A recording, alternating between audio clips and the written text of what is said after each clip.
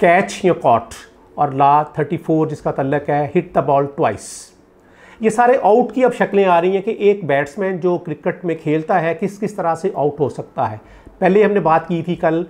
Bold की, आज हम बात कर रहे हैं कैच की। एक ऐसा गेंद जो बॉलर ने किया और जो कि नो बॉल नहीं है, हवा में उसने खेला, और उसके बाद एक फील्डर ने उस फील्ड ऑफ प्ले में जो हमने बात की थी कि कहाँ पे मैच हो रहा होता है उसके अंदर से अगर उसको कैच कर लिया तो वो कैच कंसीडर होगा और बैट्समैन जो है ना वो आउट हो जाएगा। यहाँ पे इंपॉर्टेंट चीज़ ये है कि कैच करते हुए,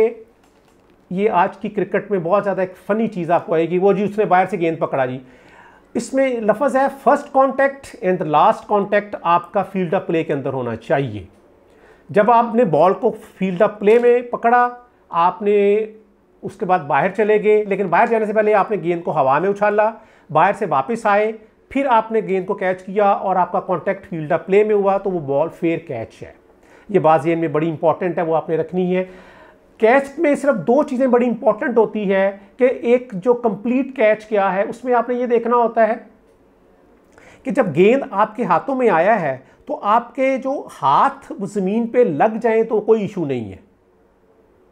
गेंद ज़मीन पे नहीं लगना चाहिए, वो एयर में ही रहना चाहिए। ये बड़ा इंपॉर्टेंट चीज़ आ जाइए। और दूसरा ये है कि आपको आपकी बॉडी पे पूरा कंट्रोल होना चाहिए कैच करते हुए, कि आपके मोमेंटम में आपको पूरी चीज़ से क्लियर होना चाहिए कि बॉल कंप्लीटली आपके कंट्रोल में है और जो है ना वो कोई भी चीज़ जो है ना आपकी जुरिस्डिक्शन से बाहर नहीं है। उसको लफ्ज़ पड़ा, मैं लफ्ज़ स्पेशली वो निकाल रहा हूँ आपके लिए ताकि आपको पता लग जाए।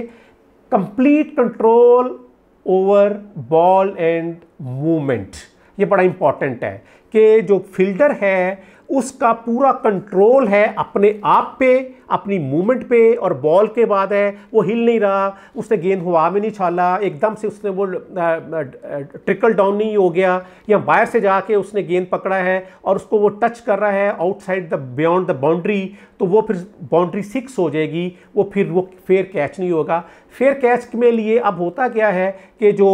T20 में स्पेशली आप देखेंगे कि बहुत सारे रेफरल किए जाएंगे टीवी अंपायर को कि वो देखे कि वो कैच जो है ना फेयर कैच है, बाहर तो नहीं जाके पकड़ा, बाहर पकड़ते हुए कोई पैर ज़मीन को तो नहीं टच कर रहा हुआ,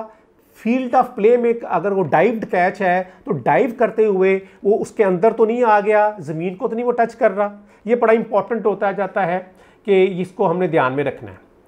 लॉ जो 34 है 34 है हिट द बॉल ट्वाइस, बड़ा आसान सा है, जैसे लफ्ज़ शो कर रहा है कि एक बैट्समैन अगर एक गेंद को एक से ज़्यादा दफ़ा खेलेगा, टच करेगा, तो वो भी आउट कंसीडर हो जाए, समझा जाएगा, या वो हो सकता है। सिर्फ एक ऐसी शक्ल है कि जिसमें वो कंसीडर होगा कि वो नॉट आउट होगा, जब वो अपने आप अपनी विकेट बचाने के लिए इसको करेगा।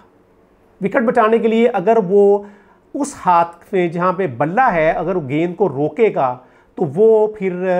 नॉट आउट कंसीडर होगा, वो उसको वो आउट कंसीडर नहीं होगा। लेकिन यहाँ पे एक ज़रूरी चीज़ ये है कि अगर स्ट्राइकर बॉल को खेला और वो सेकंड सब्सिक्वेंट कांटेक्ट करता है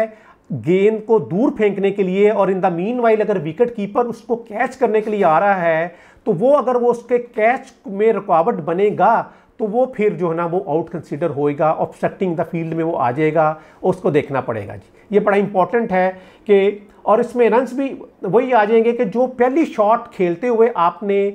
गेंद पे रन्स लिए थे वही कंसीडर होंगे, दूसरी शॉट खेलते हुए जो कांटेक्ट पे होंगे वो रन्स कंसीडर नहीं होंगे। इसलिए ये लॉ 34 जो है हिट द बॉल ट्वाइस बड़ा इंपॉर्टेंट है। और आउट होने की एक और शक्ल भी है, क्योंकि अभी हम बात कर रहे हैं सिर्फ कि कौन कौन से आउट्स हैं जो कि क्रिकेट में हो सकते हैं। बोल्ड है,